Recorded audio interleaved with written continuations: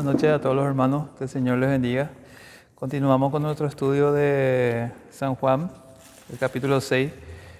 Sería la segunda parte de Pan de Vida. La semana pasada, estábamos compartiendo lo que era la primera parte del discurso de Jesús, donde Él hablaba de que Él es el verdadero pan, el pan que descendió del cielo. Habíamos desarrollado desde San Juan, capítulo 6, desde el versículo 30 hasta el 46. Hoy continuamos desde el 47 hasta el 59. Y vamos a buscar San Juan capítulo 6 para hacer la lectura y después ya desarrollar el estudio. San Juan capítulo 6, versículo 47 en adelante hasta el 59. Dice así: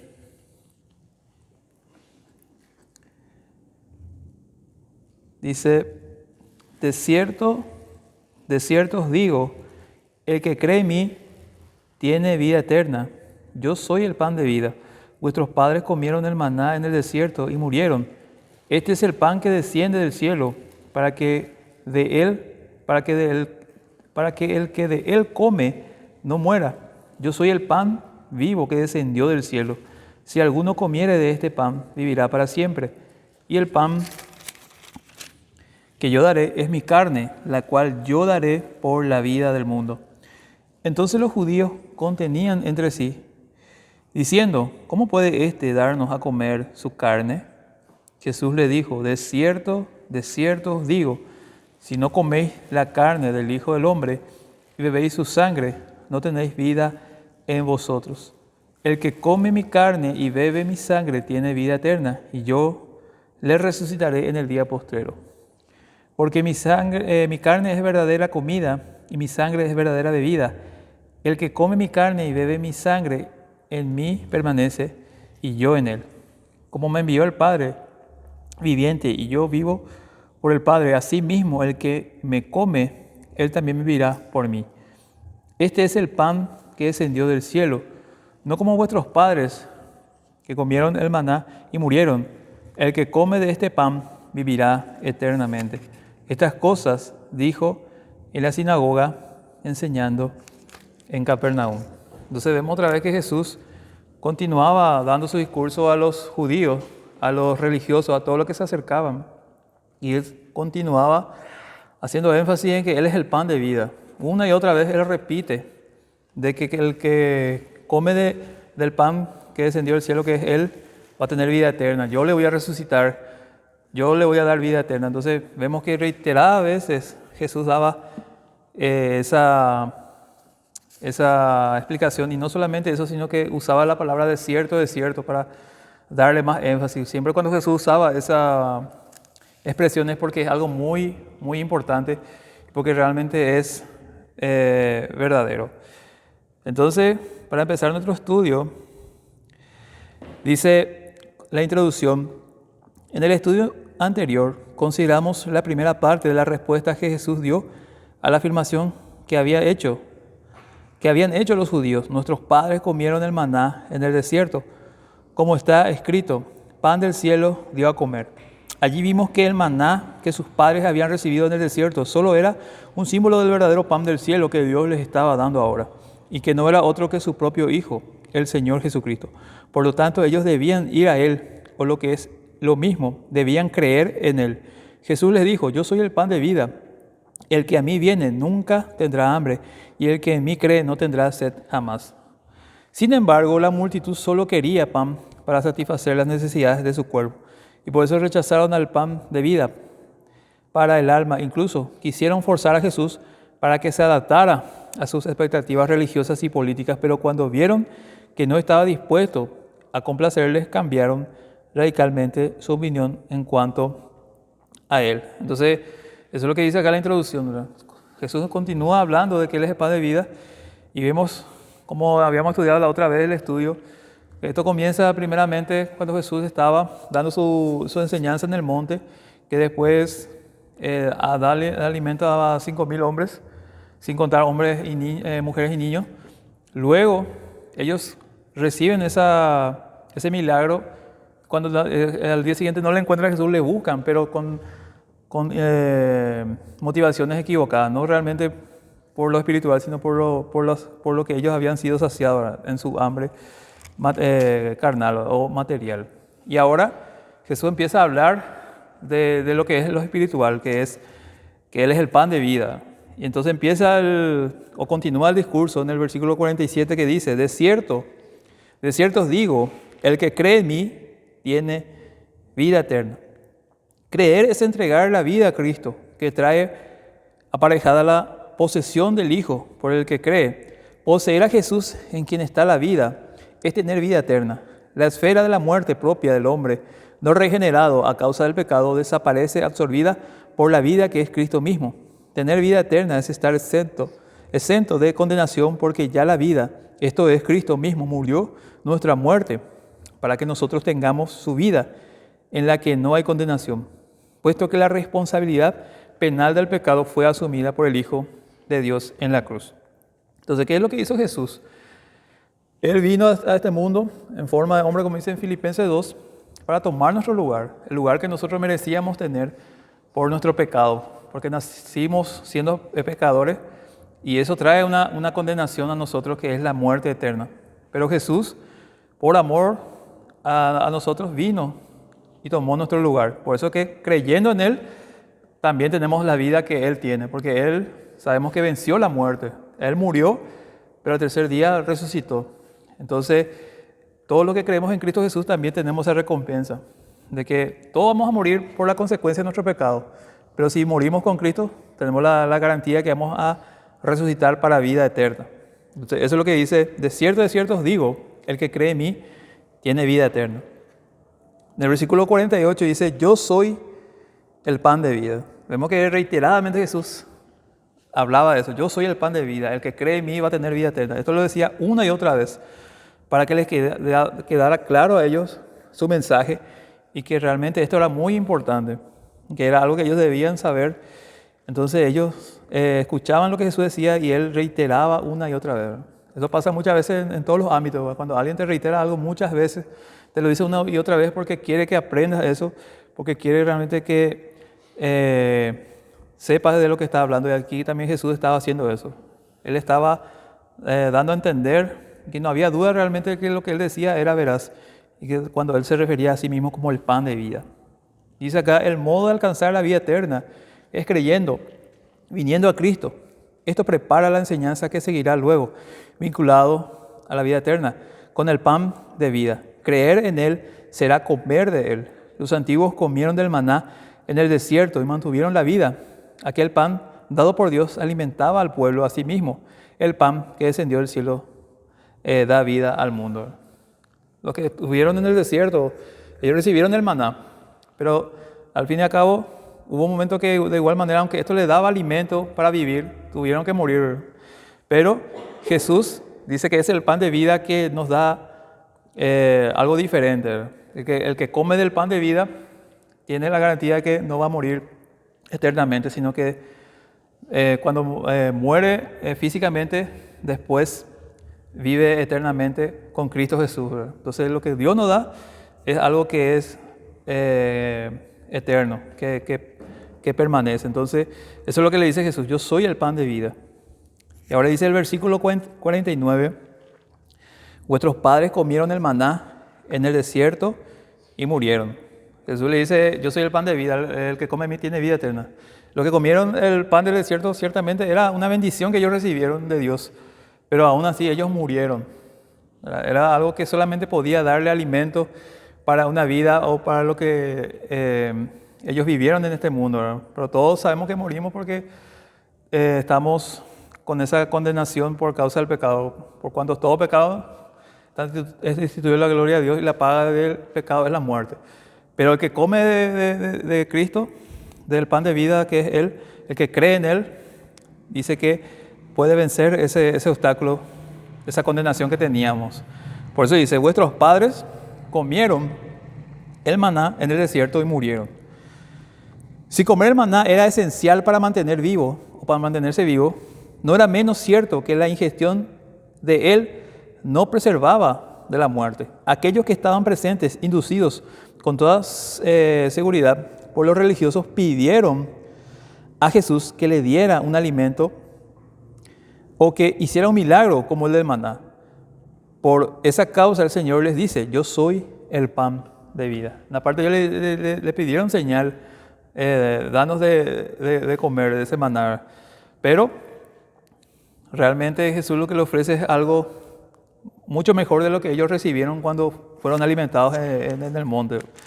Esa alimentación de los panes y los peces. Entonces dice acá Jesús: vuestros padres comieron el maná en el desierto y murieron. Y continúa en el versículo 50. Este es el pan que desciende del cielo, para que el que de él come no muera. Los que comían el maná le daba para vivir, pero obviamente todos morían, porque todos envejecemos. Aunque podamos vivir hasta los 80, 90 años, en un momento nuestro cuerpo deja de funcionar porque envejece, se deteriora. Pero lo que Jesús le da a ellos es algo que permanece para siempre, ¿verdad? Que es la vida eterna. Por eso dice: este es el pan que desciende del cielo, para que el que de él come no muera. La persona de Jesús, aceptada por la fe, es el medio por el que se comunica y mantiene la vida eterna. En cualquier caso, no puede verse aquí a la luz del pasaje una referencia a la Eucaristía o, como se prefiere, al partimiento del pan. Esta ordenanza es figura ritual de la realidad del pan del cielo, que es Cristo. La gracia no está en la ingestión del pan, como hacemos nosotros en la Santa Cena. La gracia no está en la ingestión del pan de la ordenanza, sino en la apropiación de Cristo, el pan de vida, por medio de la fe. Quien cree recibe el perdón de pecado y la vida eterna.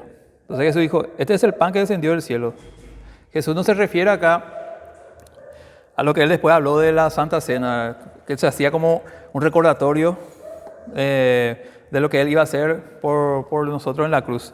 Esto hablaba de realmente algo mucho más, algo espiritual, algo que trasciende todo. Entonces Jesús dice: este es el pan que desciende del cielo, el que de mí come, no, para que el que coma de él no muera. Entonces la garantía que Jesús nos da. Y sabemos que Jesús nos hablaba de una forma literal, ¿verdad? Por eso más adelante vamos a ver que ellos entendieron de una forma literal cuando Él estaba hablando de una forma realmente espiritual. Él estaba hablando de comer. Cuando hablaba de eso, hablaba de alimentarse espiritualmente de Él, de lo que Él enseñaba.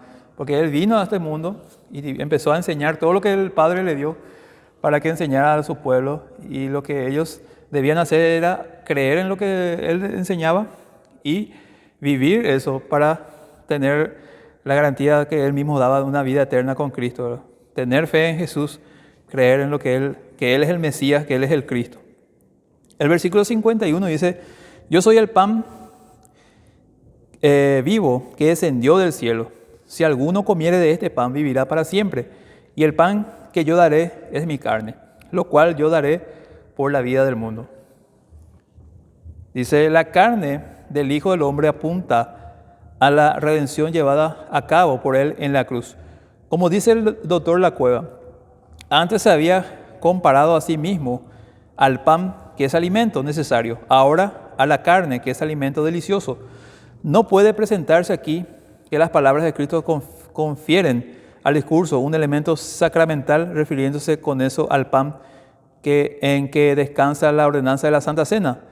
Debe apreciarse que la palabra que justificaría esa posibilidad no sería carne, sino cuerpo.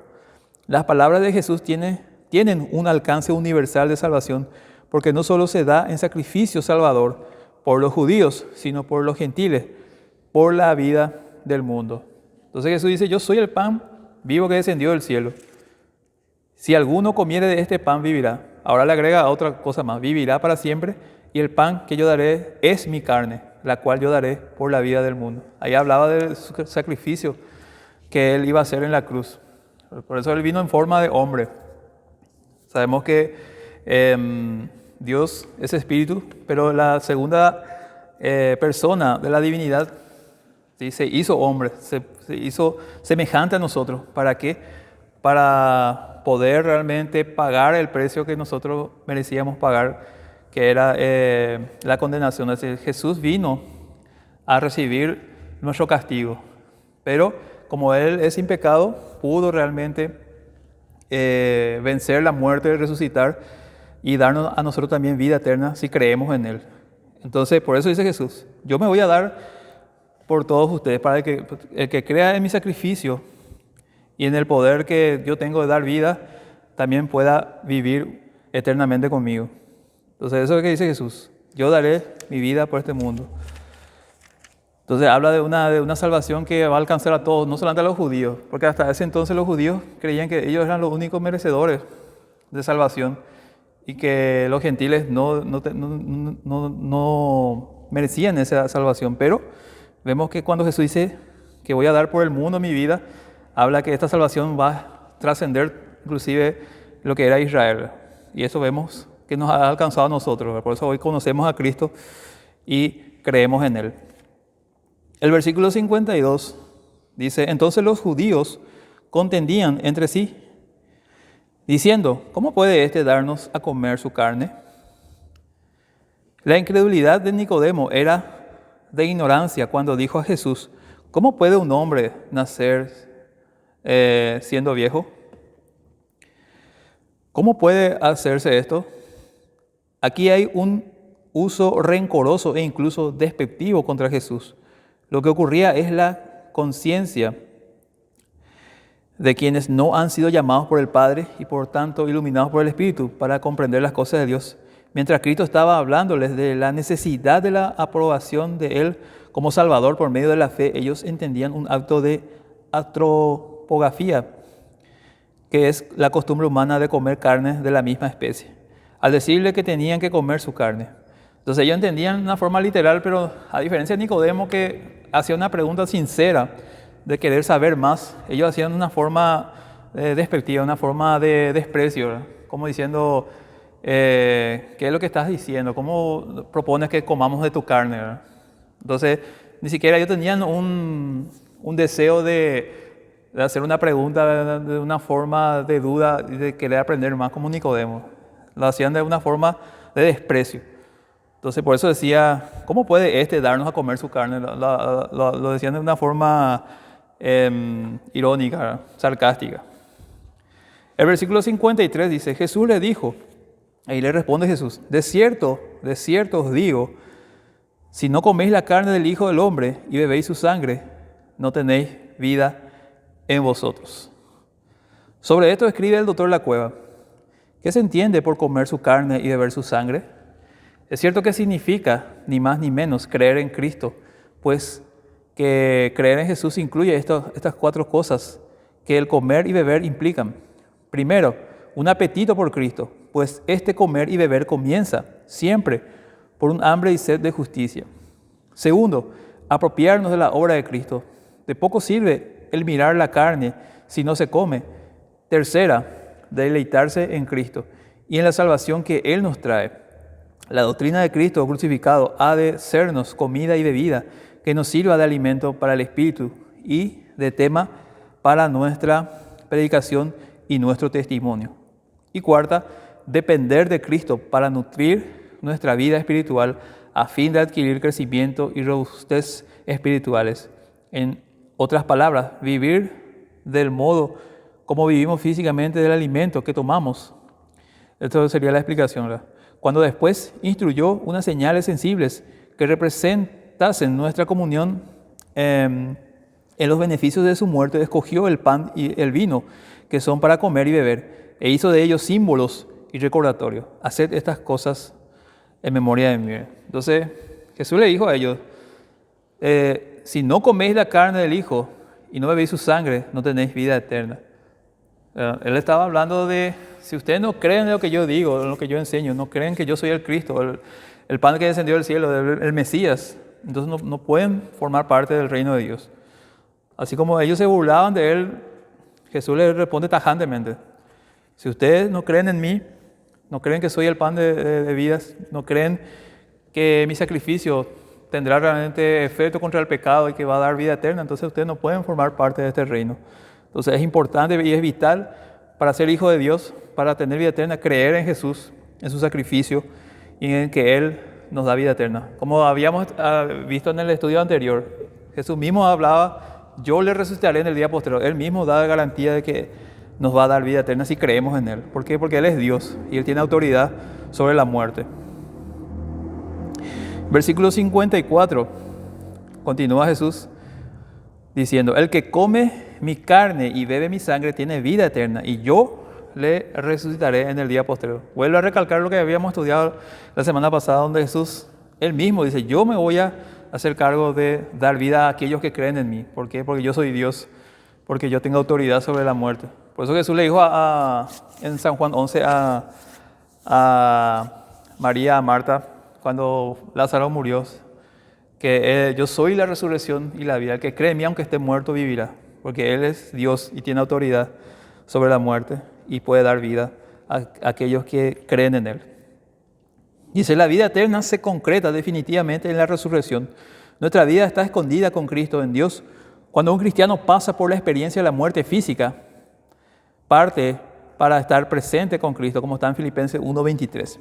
Sin embargo, su parte física queda en el sepulcro, esperando el momento de la gloriosa resurrección para estar la totalidad de la persona para siempre con Jesús. Eso es lo que Pablo enseña en una parte, que los que están acá, primeramente dice lo que van a resucitar los muertos en Cristo y van a ser transformados o en un cuerpo totalmente nuevo, glorioso, incorruptible.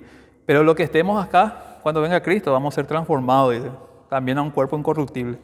Entonces, eso es lo que promete Cristo Jesús, vida eterna y estar ya en un cuerpo, a diferencia del cuerpo que tenemos hoy, que siempre lucha, batalla contra el pecado, ya un cuerpo glorificado, incorruptible, que ya está libre del pecado y eternamente con Cristo Jesús. Entonces, eso es lo que dice, que come mi carne y bebe mi sangre, tiene vida eterna y yo le resucitaré en el día postrero.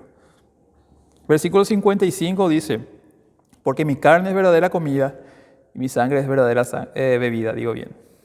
Jesús reitera muchas veces, una y otra vez, que Él es el pan de vida, que cree en mí tendrá vida eterna, que yo voy a darle, yo le voy a resucitar en el día postrero. Entonces vemos que recalca una y otra vez su enseñanza porque es algo muy importante, ¿verdad? De hecho, que si vemos cualquier otra enseñanza que Jesús haga, siempre lo va a hacer capaz a lo sumo recalcándolo una vez más, pero acá vemos que lo recalca una y otra vez, varias veces. Entonces vemos realmente que esta era una enseñanza crucial, fundamental en el ministerio de Cristo. Por eso es que le da énfasis a que es pan de vida y a otras cuestiones que vemos acá una y otra vez, para recalcarnos, hacernos notar que es algo muy importante. Dice, las demás cosas, tales como el maná, no son comida verdaderamente, porque quienes comieron de ellas murieron, mientras el que lo hace de Cristo vivirá eternamente. Solo Cristo y solo en Él podemos encontrar la vida eterna. Su carne como su sangre son verdaderas para la vida eterna. Carne hablaba de su cuerpo que entregó por nosotros en la cruz y la sangre que derramó por nosotros para limpiarnos de todo pecado, porque sabemos que su sangre era realmente incorruptible, era puro, sin pecado. Versículo 56. El que come mi carne y bebe mi sangre en mí permanece y yo en él. Las consecuencias de la identificación con Cristo son notables. En mí permanece y yo en él. La consecuencia es real. Cristo es incorporado al creyente y el creyente a Cristo. Ambos viven mutuamente en una unidad espiritual, en esa experiencia de vida. Cristo vive en el cristiano. Como dijo Pablo en Gálatas 2:20, ya no soy yo el que vivo, Cristo es el que vive en mí, porque fui crucificado juntamente con Él. Y ahora todo lo que hago lo vivo para la gloria de Dios. Entonces, eso es lo que también sucede en la vida de alguien que verdaderamente cree. Que no solamente recibe salvación, recibe vida eterna, sino que también recibe al Espíritu Santo que nos acompaña y que nos ayuda a permanecer en este camino. Porque es imposible permanecer en el camino de salvación por nuestras propias fuerzas. Por eso es que vino el Espíritu Santo para darnos no solamente la garantía, como dice también Pablo, como las arras de nuestra salvación para el día de la redención, sino que también es el que nos da la fortaleza para seguir, para continuar, para prevalecer, para perseverar hasta el fin. Entonces el que come mi carne y bebe mi sangre, en mí permanece y yo en él. Versículo 57. Como me envió el Padre viviente y yo vivo por el Padre, asimismo el que me come, él también vivirá por mí. Todo cuanto tiene el Padre, lo tiene y es del Hijo y viceversa. Nada puede decirse que sea propio o exclusivo de cada uno, porque tienen todo en común. Aunque la vida procede del Padre y dice el Hijo, yo vivo por el Padre, no tanto en el sentido sustentante, sino en el existente eternamente engendrado y fuera de toda causalidad. La vida del Hijo, comunicada al creyente en el momento de la fe, está en la causalidad y porque le es dada, aunque eterna, es perpetua para quien antes estaba sin esa vida y luego la recibe. La del Hijo no tiene principio más que el eterno acto de la generación del Padre. Como me envió el Padre viviente y yo vivo por el Padre, así mismo el que come también tendrá vida eterna, también vivirá por mí. Entonces Jesús dice acá, no es que se está refiriendo a que él en algún momento tuvo una existencia, empezó a existir cuando dice yo vivo por el Padre, sino que habla, como dice acá, en un sentido eternamente, ¿verdad? Él es eternamente Hijo de Dios, engendrado eternamente. Y nosotros realmente sabemos que Él es Dios, no un ser creado, porque si Él no fuera Dios no podría decir que el que cree en mí o yo le daré vida eterna. Sabemos que Él es Dios en la forma que se expresaba también, ¿no? Y en las cosas que Él hacía. Entonces habla realmente acá en un sentido más bien general, no de una forma, como dice acá, de que muchos puedan interpretar como que Él fue creado, sino que hablando realmente de esa relación íntima que tiene con el Padre. Entonces, dice acá, la vida del Hijo comunicada al creyente en el momento de la fe está en la causalidad, porque le es dada, aunque eterna, es perpetua para quien antes estaba sin vida. Antes de conocer a Cristo estábamos muertos en nuestro delito y pecado. Hoy tenemos vida y tenemos esa garantía de que si permanecemos y creemos en Cristo, aunque físicamente un día tengamos que morir, sabemos que nuestra eternidad está con Cristo. Esa es la esperanza que todos tenemos. Y el penúltimo versículo de este estudio dice, este es el pan que descendió del cielo, no como vuestros padres comieron del maná y murieron. El que come de este pan vivirá eternamente. Nuevamente les recuerda la experiencia de sus antepasados, a quienes llama literalmente los padres, aquellos del pueblo de Israel que comieron el maná que Dios le hacía descender cada día, aunque procedía de él, no dio vida eterna, como lo pone de manifiesto el hecho de que todos murieron. Sin embargo, el que come este pan tiene vida eterna.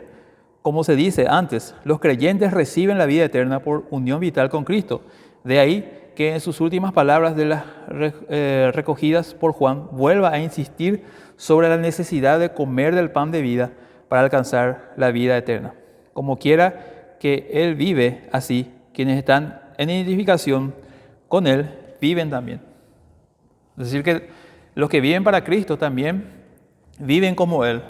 Como Pablo recalcaba que los que son nacidos de Dios tienen que vivir realmente en el Espíritu. Ya no hacer como lo hacíamos antes, vivir para nuestro deleite, para nuestro deseo. El que vive, el que realmente es hijo de Dios va a querer vivir como su Padre, ¿no?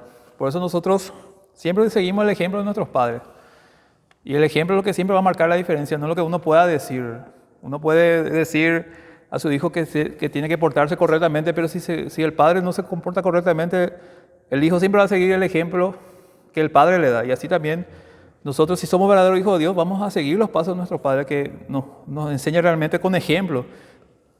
Cuando Él vino a la tierra como encarnado, que es alguien que sirvió, que amó, que se entregó. Entonces nos mostró realmente con ejemplo que es un Dios realmente que se preocupa, que vino por amor a nosotros y se entregó por amor a nosotros. Entonces nosotros de ahora más, como vemos que Él es un Dios santo, un Dios que busca realmente la justicia, vamos a querer también tener ese mismo deseo, vivir como Él anduvo. Entonces, eso es lo que dice el penúltimo versículo. Y ya para terminar, el último versículo del 59 dice, estas cosas dijo en la sinagoga enseñando en Capernaum, ya dando fin a su discurso. Se trata de la sinagoga en Capernaum. Algunos coinciden, algún códice, añade una larga frase complementando el texto que no se considera al no estar en manuscritos seguros y que probablemente se deba a un comentario del copista aclarando el texto. En ella se lee que el discurso tuvo lugar en el sábado. Cabe suponer que la primera parte de la enseñanza pudo muy bien ocurrir en la ribera del mar de Galilea, a donde los que buscaban a Jesús llegaron en las barcas cruzando el lago, y que la segunda parte se haya producido en la sinagoga en el sábado, donde se reunían para la lectura de la Escritura y el comentario. Siendo el sábado día de reposo, no es probable que los que buscaban a Jesús desembarcasen en la mañana de ese día, inhábil a todos los efectos para cualquier trabajo. La cronología de los hechos pudiera muy bien haber sido así.